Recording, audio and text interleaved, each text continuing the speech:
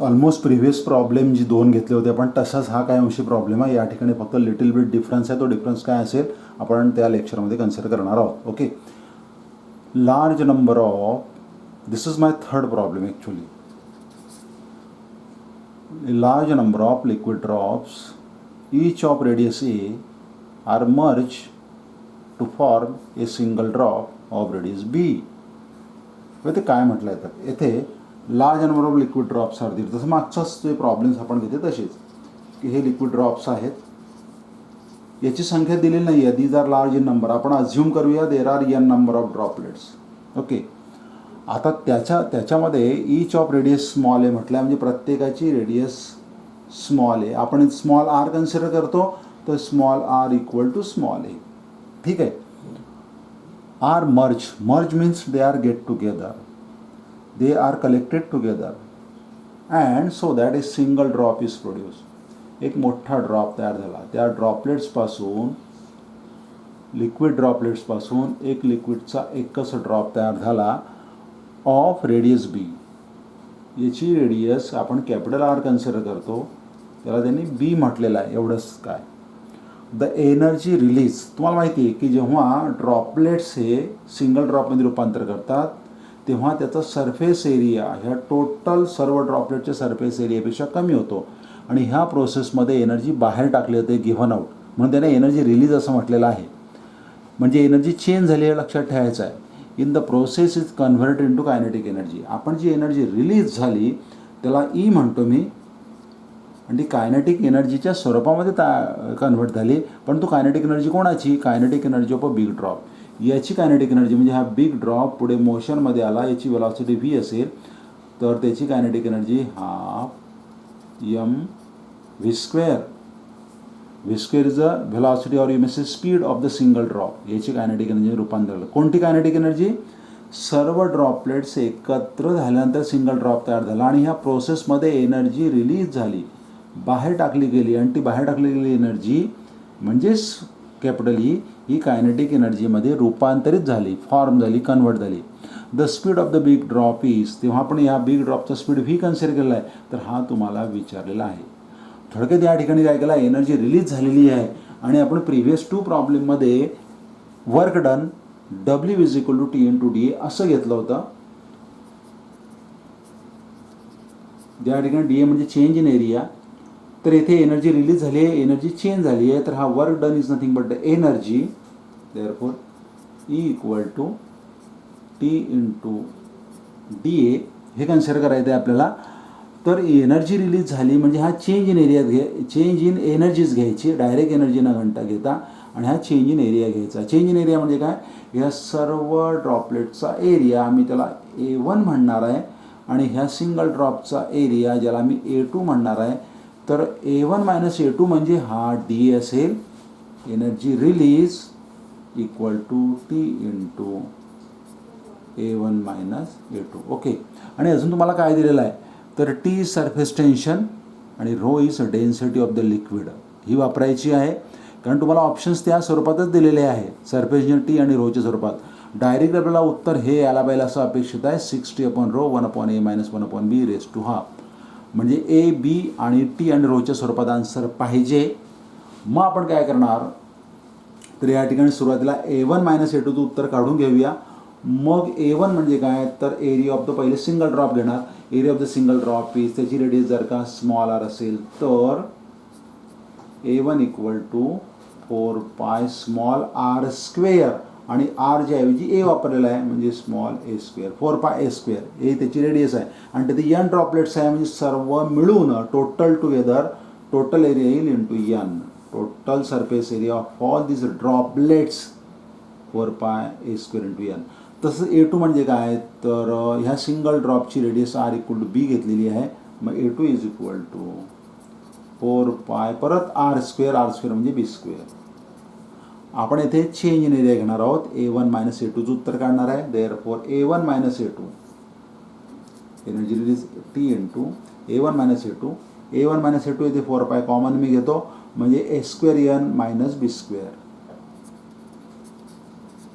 A square N minus B square. Okay, what we have to do here, तर येथे आपल्याला एनची किंमत दिलेली नाही आहे आणि त्याची किंमत तुम्हाला ए स्क्वेअर आणि ए आणि बीच्या स्वरूपात काढावी लागेल. आणि बऱ्याच वेळेस माहिती आहे तुम्हाला की नंबर ऑफ ड्रॉपलेट्स काढण्यासाठी आपण या सर्व ड्रॉपलेटचं व्हॉल्यूम V1 आणि ह्या एका ड्रॉपचं व्हॉल्यूम V2 हे आपण इक्वेट करतो आणि त्यावरून ह्या एनची किंमत काढतो किंवा ए आणि बी किंवा आर आणि कॅपिटल आर मध्ये रिलेशन काढतो. चला ठीक आहे.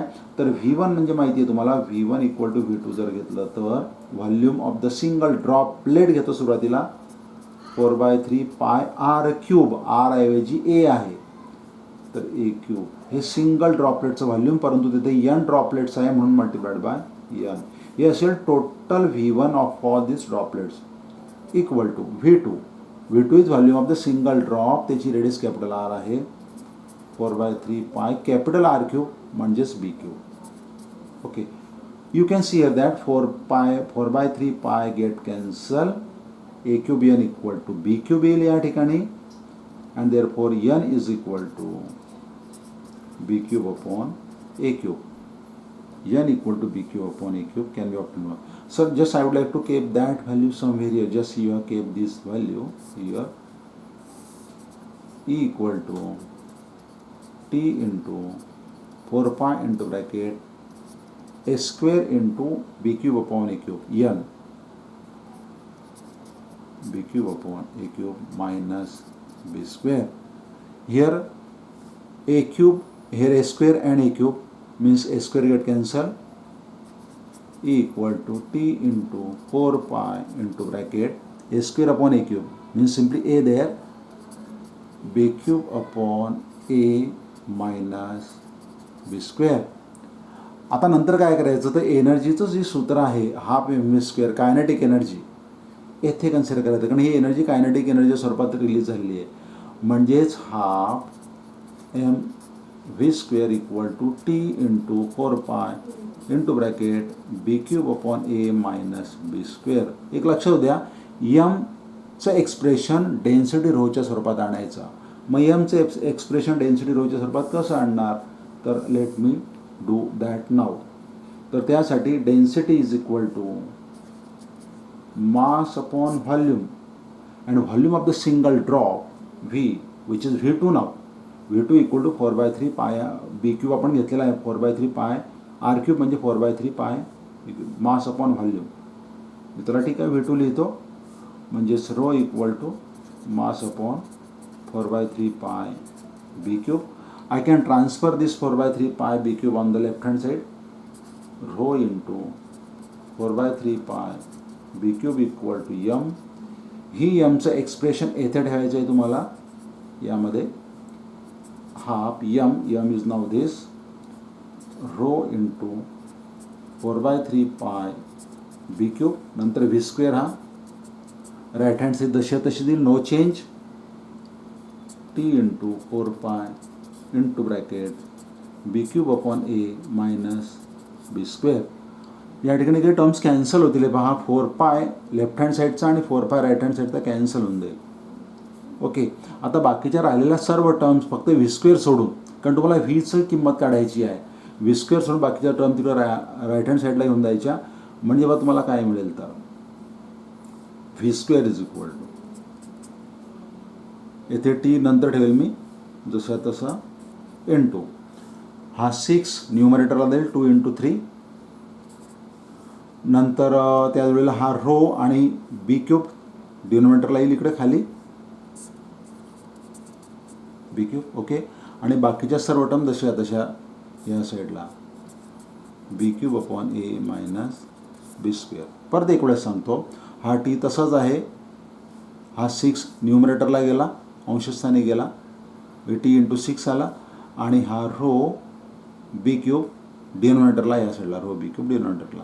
नंतर काहीच नाही करायचं आहे तुम्हाला, हा बी क्यूब फक्त मध्ये टाकायचा आहे, ब्रॅकेटमध्ये टाकायचा आहे. म्हणजे V square equal to 6t upon rho B cube मी मध्ये टाकतो, here B cube and this is B